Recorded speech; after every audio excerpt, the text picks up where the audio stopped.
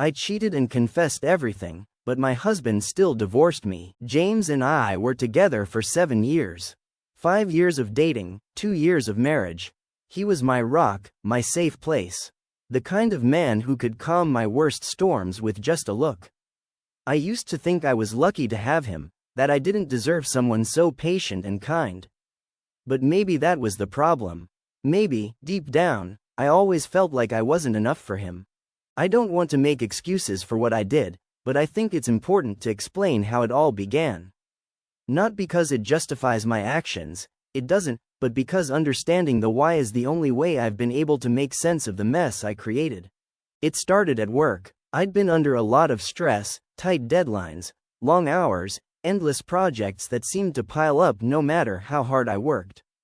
And then there was Dan, a coworker who always seemed to know how to lighten the mood.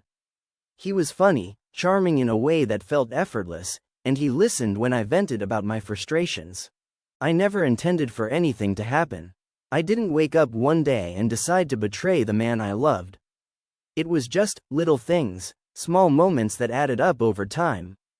A lingering touch on my arm, a shared laugh that felt a little too intimate. And then one night, we were the last ones in the office.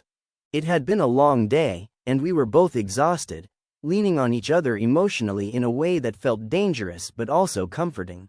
One thing led to another, a touch, a kiss, a moment of weakness that spiraled out of control. Before I knew it, we had crossed a line I could never uncross. The second it was over, the guilt hit me like a freight train. I went home that night feeling like a stranger in my own skin.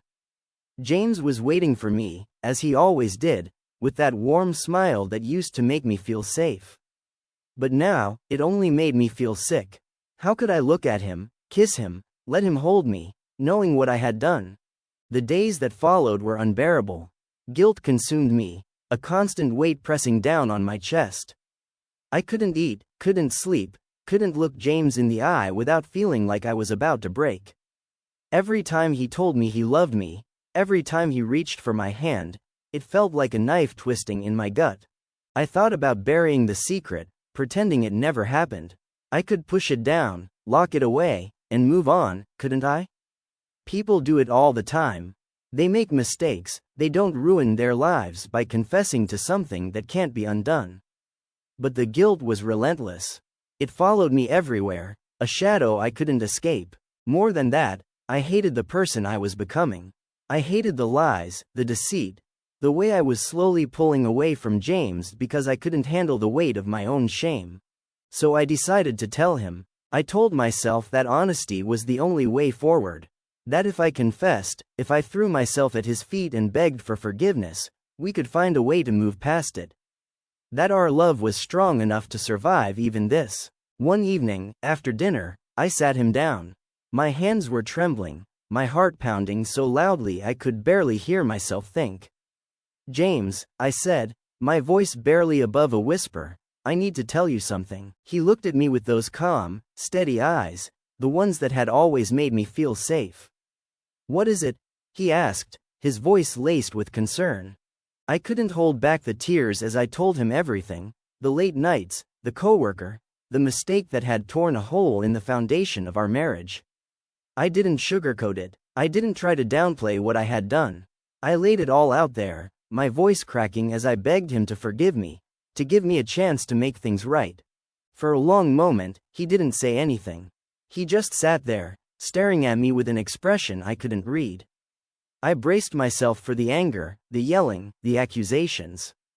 But what I got instead was far worse. "I can't do this anymore," he said quietly, his voice devoid of emotion. His words hit me like a slap to the face. "What do you mean?" I asked, my voice shaking. "I mean I'm done," he said, standing up.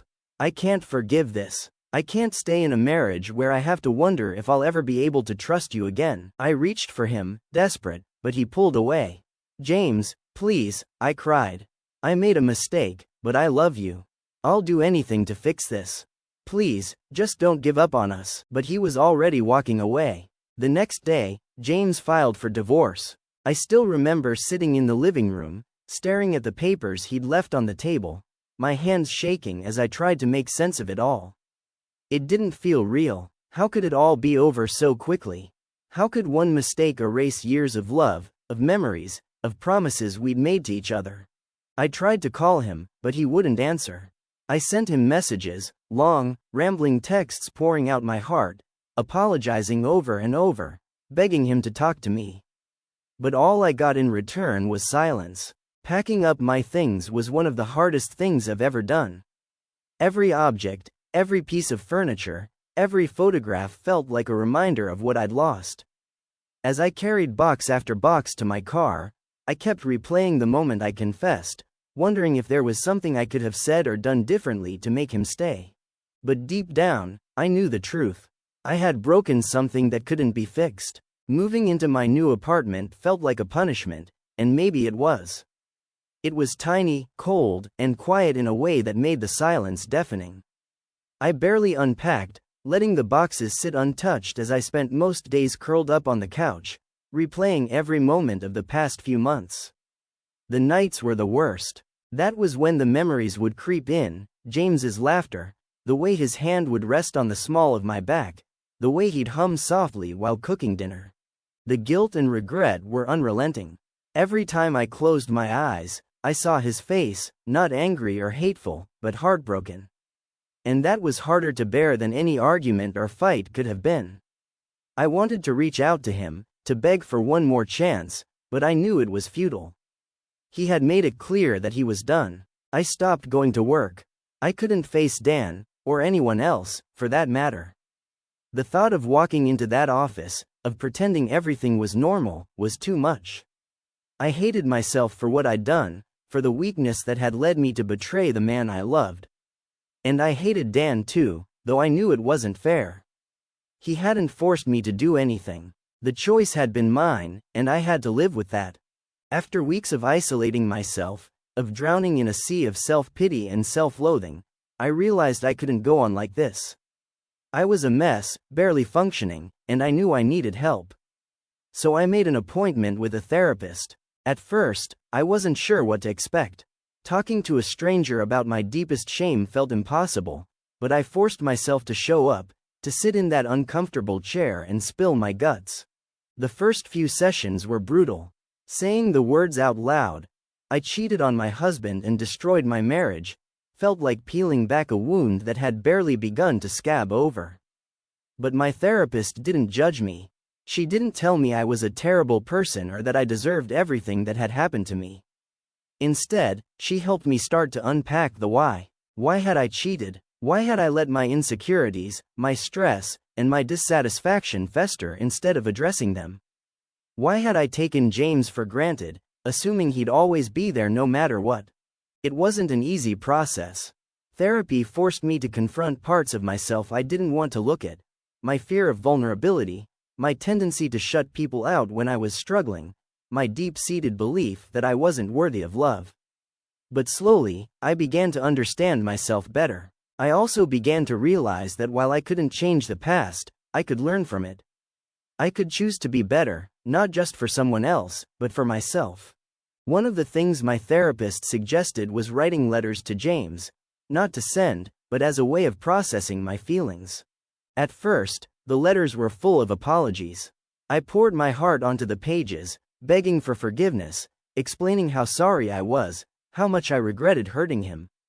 I wrote about our memories, the little moments that had made our relationship so special. The way he'd bring me coffee in bed on lazy Sunday mornings, or how he'd make me laugh when I was having a bad day. But over time, the letters changed. They became less about him and more about me. I started writing about my own growth, about the lessons I was learning and the person I wanted to become. I wrote about my hopes for the future, even if that future didn't include him. Writing those letters was painful, but it was also healing. It helped me begin to let go. Not of my love for James, but of the guilt and shame that had been suffocating me. The divorce was finalized a few months later. James and I didn't speak again. Not once. I thought I'd feel some sense of finality when it was over, but instead, it just felt empty. Like a chapter of my life had been ripped out, leaving a blank space I didn't know how to fill.